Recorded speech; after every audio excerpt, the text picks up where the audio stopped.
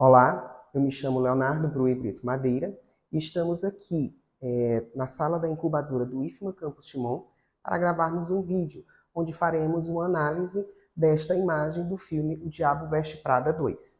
Nesse momento faremos a análise considerando a teoria de Gunter Kress como sugerido em relação à atividade avaliativa da disciplina Multiletramentos, Multimodalidades e as suas perspectivas. Tudo bem?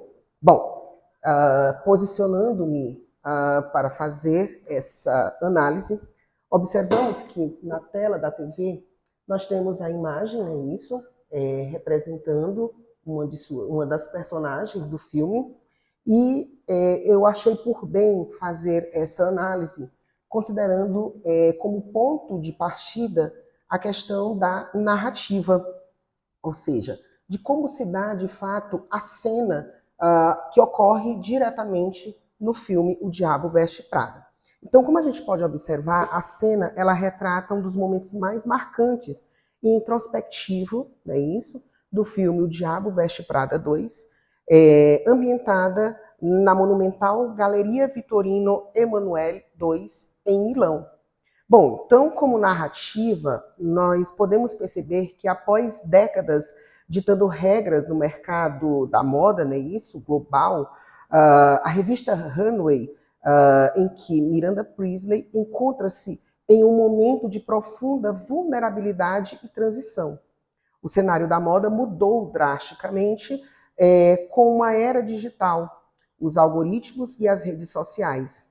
Pela primeira vez em sua carreira, ela é forçada a confrontar o peso de suas escolhas e uma crescente frustração sobre os rumos do seu futuro profissional. Então aqui, pessoal, nós temos então 3 elementos que são bastante relevantes em relação à imagem. Um deles é o isolamento de poder. O segundo seria a arquitetura da imagem como um espelho, é isso, e a rachadura no gelo. Vamos então para a explicação desses 3 pontos. O primeiro deles, o isolamento do poder, em que nós temos o filme que contrasta o glamour barulhento dos desfiles com o silêncio esmagador da galeria completamente deserta. Como vocês podem perceber, nós temos aqui a imagem, é isso, da galeria, em que nós temos basicamente o corredor da moda, não é isso? E que basicamente agora percebe-se que ela está completamente deserta, em que ao centro, né, vemos a imagem de Miranda, que sempre andou cercada por um séquito de assistentes e motoristas, e caminha agora inteiramente sozinha no coração da capital da moda. Então isso, de uma certa forma, representa muito bem a imagem, a questão do status, né? Isso que agora se confronta com a solidão, ou seja, a imagem da personagem que agora está sozinha nesse espaço tão, digamos, rico e, consequentemente, agora ela contrasta-se com a sua solidão. A arquitetura como espelho, onde nós temos o piso, né? Isso, formado por mosaicos, tá certo? Brilhante, refletindo a iluminação imponente, destacando a pequenez da figura humana diante do império que ela mesma ajudou a construir. As vitrines fechadas de marcas como Louis Vuitton, Prada, cercam Miranda, servindo como monumento silencioso de um mundo que ela dominou, mas que agora parece distante e frio. Ou seja, agora a gente observa a questão da frieza, algo que ela ajudou a construir e que agora ela se vê como uma peça, agora, se compararmos a um tabuleiro de xadrez, uma peça descartável, uma peça que agora não tem mais tanto valor quanto antes. Então, vejamos que as peças vão se remodulando, se reconstruindo, se transformando dentro dessa paisagem. A rachadura no gelo. Esta caminhada noturna representa o ápice dramático da sua reflexão pessoal. Destacada das pressões imediatas do escritório, a mulher de gelo, Miranda Priestly, era considerada a dama de gelo, a mulher de gelo, não é isso? que caminha em direção à penumbra de fundo, dividida entre manter sua postura implacável ou aceitar o mundo e as pessoas ao seu redor, incluindo Andrea, seguindo em frente de forma que ela não pode controlar. Ou seja, caminhando então para a sua, digamos, aposentadoria. Seria então o fim de uma era que ela tanto ajudou a construir, mas que agora ela dá espaço para novas pessoas e assim então ela então passa a ser considerada uma peça que agora não tem mais tanta serventia quanto antes, pois agora está sendo substituída por outra personagem, certo? Então a cena ela sintetiza a essência da sequência cinematográfica, uma obra que vai além de figurinos impecáveis para discutir o peso da ambientação, o envelhecimento no topo e a busca por autenticidade. Bom, mas o nosso objetivo, a partir dessa análise da narrativa, é justamente fazer uma análise, uma reflexão acerca da imagem, considerando a perspectiva sociossemiótica de Günter Kress, ou seja, com base na teoria de Günter Kress, especificamente em seu capítulo, que aí eu traduzo a sua frase para o português, onde eu digo, onde o significado é a questão ou o problema. Foquem nessa questão específica da teoria de Günter Kress, ou seja, do capítulo do seu livro, onde o significado é a questão do problema. A comunicação ela não ocorre apenas por palavras, mas pela orquestração dos múltiplos modos semióticos. E aí nós temos a imagem, o espaço, a luz, a cor, a arquitetura, ou seja, tudo que se constrói em relação ao cerco de toda a imagem, isso representa um sentido. Então, na visão de Günter Kress, é justamente a intenção de orquestrar essas multiplicidades de semioses, ou seja, os elementos imagéticos que podem transmitir ou traduzir sentidos. Então, analisando a imagem sob essa teoria, o sentido da cena é produzido pelo choque e pela combinação de recursos visuais e espaciais específicos. O primeiro deles seria o modo espacial e a arquitetura como signo. Bom, então, para o conceito para Kress dessa arquitetura como signo e o modo espacial, o espaço ele é materialidade e possui cargas culturais que moldam esse sentido. Então, como é que a gente pode ver isso na imagem? A imensidão e a simetria da galeria não são meros cenários informativos. O teto arqueado e as proporções gigantescas esmagam a escala humana da personagem. O significado aqui é o problema, porque o espaço isola o sujeito. A grandiosidade arquitetônica comunica visualmente o peso institucional e histórico da moda, que engole a individualidade de Miranda. É o que a gente consegue observar, ela realmente ao centro, mas a sua imagem pequena, porque a grandiosidade da imagem em si, ou seja, da galeria, da imagem das lojas, das fachadas das lojas, acabam engolindo, ou seja, tornando uma pessoa tão grande quanto a personagem Miranda Priestley em algo pequeno. Então essa é a visão da imagem, considerando esse conceito, né, isso, de modo espacial e arquitetura como signo. O segundo ponto seria o contraste de luz e a sombra, o modo visual. Então, qual é o conceito para Günter Kress? Elementos visuais, como situação, iluminação, carregam valores semióticos orientados pelo interesse do criador da imagem. E como a gente consegue ver isso através da imagem apresentada? Nós temos a silhueta escura de Miranda, que caminha em direção ao fundo obscuro, enquanto o chão de mosaico reflete imensamente a luz superior. Essa oposição cria uma tensão semiótica direta.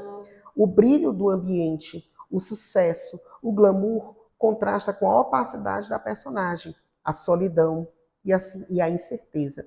O sentido de isolamento no topo é gerado por essa organização da luz. Então vejam, a gente vê uma luz que, na verdade, ela vai se esvaindo. ela vai meio que ficando na penumbra e, consequentemente, isso vai contrastando a questão do que era Miranda Priestly no passado e o que ela é hoje, contrastando justamente, dando essa ideia de sentimentos agora vivenciados por ela. Antes seria o quê? O sucesso, o glamour. Hoje ela vivencia o quê? A solidão e a incerteza. Bom, outro ponto que é importante mencionarmos é a questão do modo corporal e a ausência de texto. Então, o conceito de Kress, para esse tópico, nós temos então que Kress defende a falta de texto escrito, que a falta de texto escrito, ela projeta a responsabilidade do significado para a imagem, que opera por uma lógica espacial e simultânea e não linear. Então, vejamos, a falta de texto dá à imagem a responsabilidade total dessa sua interpretação. Então, ela não vai ser linear e, muitas vezes, esse sentido espacial e simultâneo, ele não acontece de forma linear. Ele vai acontecer de forma em que, de fato, essas ações elas vão se construindo por meio da interpretabilidade de cada leitor. Então, como a gente percebe isso na imagem? Não há diálogos ou legendas explicativas. O sentido ela emerge inteiramente da postura corporal estática. A centralidade da personagem na composição da ausência de outras pessoas, a escolha de deixar o enquadramento vazio obriga o espectador a fazer o trabalho semiótico de ler o silêncio como abandono ou transição.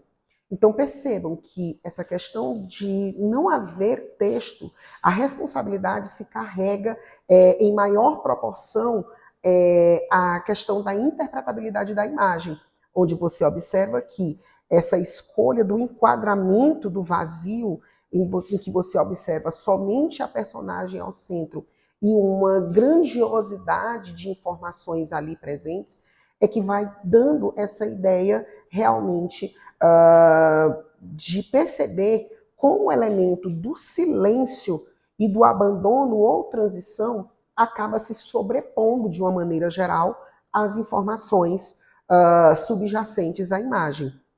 Então, em suma, onde a linguagem verbal falharia, seria redundante, a imagem resolve o problema do significado, combinando o vazio do espaço, o reflexo do chão e o posicionamento do corpo para materializar visivelmente o conceito abstrato da crise de identidade e de poder. Bom, é interessante falarmos também a questão da teoria em relação à agência do espaço e o potencial de significado, ou seja, é importante então mencionarmos os affordances. O que seria isso? Para a teoria de Kress, argumenta que cada modo semiótico tem limitações e potenciais específicos para criar sentido. Como percebemos isso na imagem? A imagem monumental e as vitrines de luxo, Prada, Louis Vuitton, não são um fundo neutro. Elas funcionam como um modo espacial que comunica riqueza, história e poder instrumental. O problema do significado é resolvido aqui pelo contraste geométrico. As linhas diagonais convergentes do teto e das colunas direcionam o olhar do espectador inevitavelmente para a figura central, isolando-a no topo desse império visual. Então, observem que as imagens aqui, elas se constroem, como você observa, a fachada da loja da Prada, da Louis Vuitton, elas não estão aí por um acaso.